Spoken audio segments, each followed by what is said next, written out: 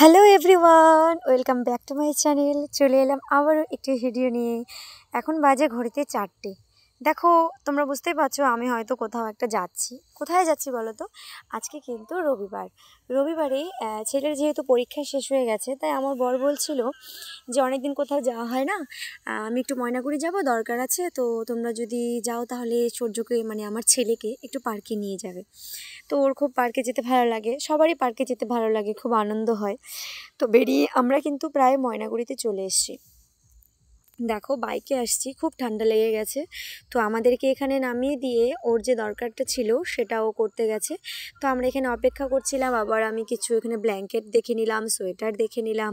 চলো, এবারে চলে আসছে ডাইরেক্টলি টিকিট কাউন্টারে। পার্কে গেলে কিন্তু টিকিট কাটতে হয়, সেটা সবাই জানো, তাই নতুন করে বলার কিছু নেই। ঢুকে গেলাম, বরের হাতে মোবাইলটা দিয়েছি যে জাস্ট একটু ক্যামেরা করো প্লিজ।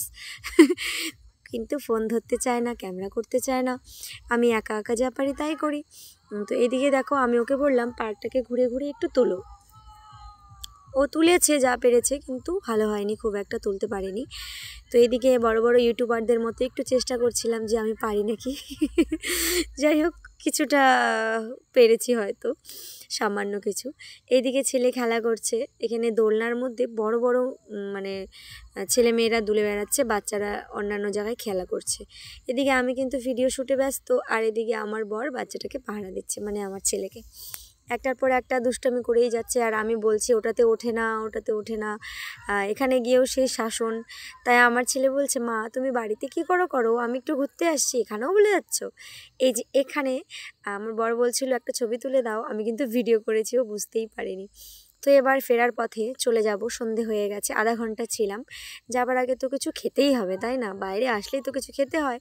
তো সেই দুর্গাপুজোর দশমীর দিন আমি একটুখানি মোমো খেয়েছিলাম, সেটা হচ্ছে অক্টোবর মাসে।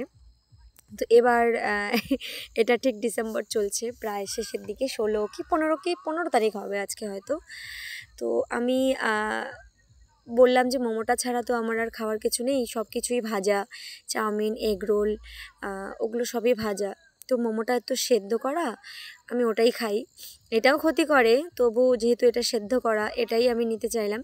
তো প্রায় 2 মাস হয়ে গেল মানে খাই না।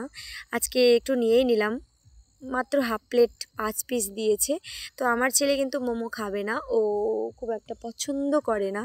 ও রোল অর্ডার করেছি ওর জন্য, তো রোলটা বানাতে যেহেতু একটু সময় লাগছে, আমি গরম গরম মোমোটা খেয়ে নিলাম। মোমোটা খুব ভালো হয়েছিল, খুব। আর ওদিকে আমার বড় খায় না, আমি খেলেও ও খায় না। তো আজকে ওরও যেহেতু খিদে পেয়ে গেছে, বললো আমিও একটু খাবো, তো ও খেয়ে নিয়েছে। এবার আমার ছেলের পালা, ও রোলটাকে খাবে। তো আমি একটু স্যুপ চেয়ে নিলাম। স্যুপটা যখনই খেতে নেই তখনই কিন্তু আমাকে আমার হাজব্যান্ড বকা দেয়, স্যুপ খাওয়াটা ক্ষতিকর, আর যাদের একটু অসুবিধা আছে তাদের তো বেশিই ক্ষতি করে। কি করব, ঠান্ডার দিন হলে মোমো খেলাম, একটু স্যুপ না খেলে হয়? আর কখনো খাবো না। এই 3-4 মাস পর একদিন খেলে কিচ্ছু হয় না। আর ও এত ঝাল লেগেছে ওর, ও মানে স্যুপ খেয়ে অভ্যাস নেই। এই যে আমি খাচ্ছি, আরও গরম হয়ে যাচ্ছে। হ্যাঁ, দেখবে কেমন করবে মুখটা, আমাকে দেখে মুখটা কেমন করছে।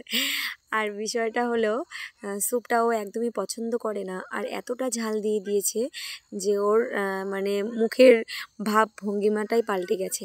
আর ছেলে এদিকে রোল খাওয়ায় ব্যস্ত, সামনে তো দাঁত নেই, তাই খেতে খুব কষ্ট। হ্যাঁ, তো গাইস, খুব ঠান্ডা পড়ে গেছিলো আজকে। তো চলে গেলাম, আমরা বাড়ির পথে রওনা দিয়েছি দোকানে। এখানে নেব আমরা মুগ ডাল। তো বললাম বাড়ি গিয়ে খিচুড়ি রান্না হবে, খিচুড়ি খাওয়া হবে, নানান সবজি দিয়ে, দারুণ লাগবে। তো গাইস, ডাল নিয়ে চলে এলাম বাড়ি। শাশুড়ি মা এদিকে খিচুড়ি হয়তো একটু পরেই বসিয়ে দেবে। আজকে যেহেতু আমি বাইরে গেছি, আমি রান্নাঘরে গেলাম না, শরীরটা ভালো লাগছে না। তো ভিডিওটা কেমন লাগলো অবশ্যই